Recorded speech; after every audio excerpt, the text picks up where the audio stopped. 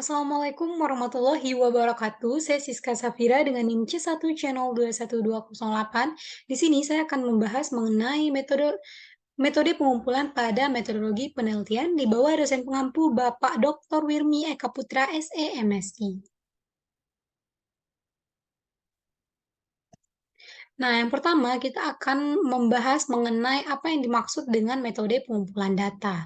Nah, metode pengumpulan data adalah teknik atau cara-cara yang digunakan oleh peneliti untuk mengumpulkan data.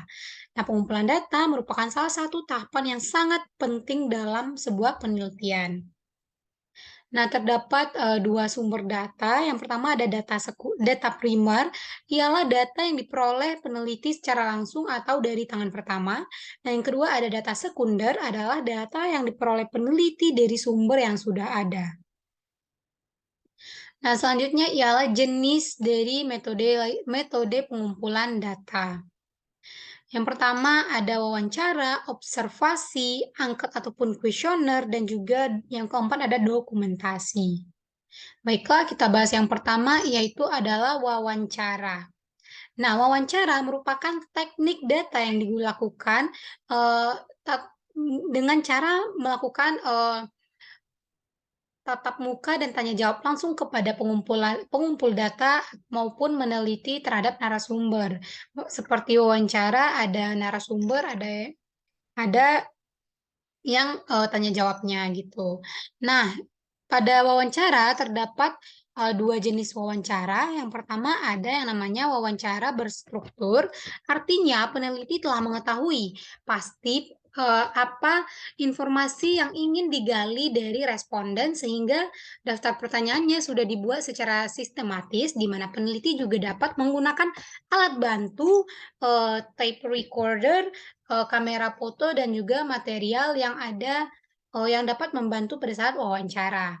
Nah, yang kedua ialah wawancara tidak berstruktur. Maksudnya ialah wawancara bebas, di mana peneliti tidak menggunakan pedoman wawancara yang berisi pertanyaan yang akan diajukan secara spesifik dan hanya membuat poin-poin masalah yang ingin digali dari responden. Berarti peneliti bebas menanyakan apapun mengenai poin yang dia siapkan, tapi tidak harus secara sistematis. Kalau yang wawancara berstruktur baru sistematis.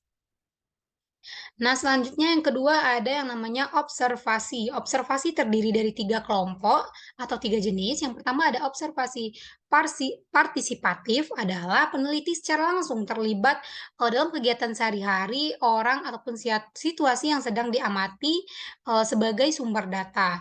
Nah, misalnya contohnya sebagai seorang guru dapat melakukan observasi mengenai perilaku dari siswa. Ada siswa yang semangat, kemampuannya manajerial kepala sekolah, dan juga hubungan antar guru.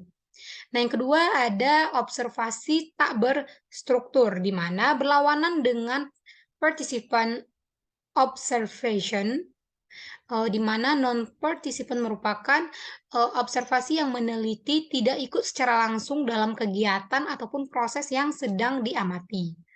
Nah, yang ketiga ada observasi berkelompok. Maksudnya, pengamatan yang dilakukan oleh kelompok ataupun tim peneliti terhadap sebuah isu yang diangkat menjadi objek penelitian. Yang ketiga ada kuesioner.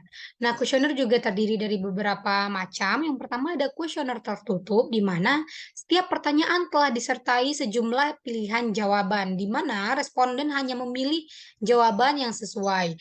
Kuesioner terbuka, di mana tidak terdapat pilihan jawaban, sehingga responden harus memformulasi jawaban sendiri. Yang kedua ada kuesioner kombinasi terbuka dan tertutup. Nah, maksudnya pertanyaan tertutup kemudian disusul dengan pertanyaan terbuka. Nah, yang ketiga ada kuesioner semi terbuka. Maksudnya pertanyaan yang jawabannya telah tersusun secara rapi, tetapi masih ada kemungkinan tambahan jawaban lainnya. Baiklah, selanjutnya ialah dokumentasi. Maksudnya yang pertama, dokumentasi ini terdiri dari 2. Dokumentasi bisa berbentuk tulisan, gambar, ataupun karya-karya yang monumen lainnya. Yang kedua, ada dokumen yang dipilih harus memiliki kredibilitas yang tinggi. Selanjutnya mengenai etika dalam pengumpulan data penelitian. Nah, ada beberapa etika yang harus kita, ketahui. Yang pertama ada yang memegang prinsip kerahasiaan dan menjaga pribadi responden. Yang kedua, peneliti tidak boleh mengemukakan hal yang tidak benar mengenai sifat penelitian, kepada subjek. Yang ketiga, apapun sifat metode pengumpulan datanya, harga diri dan juga kehormatan subjek tidak boleh dilanggar. Yang keempat, tidak boleh ada paksaan kepada orang, untuk mensurvei dan juga responden tidak mau berpartisipasi tetap harus dihormati. Berarti, tidak ada pemaksaan di sini. Misalkan, seperti contoh sekarang itu, banyak banget yang ngirim kuesioner, ke grup-grup, di mana kita tidak boleh memaksa orang itu kamu harus mengisi dengan sanksi sedemikian. Tetapi kita bisa memintanya secara baik agar orang tersebut mau, membantu kita dalam mengisi kuesioner tersebut.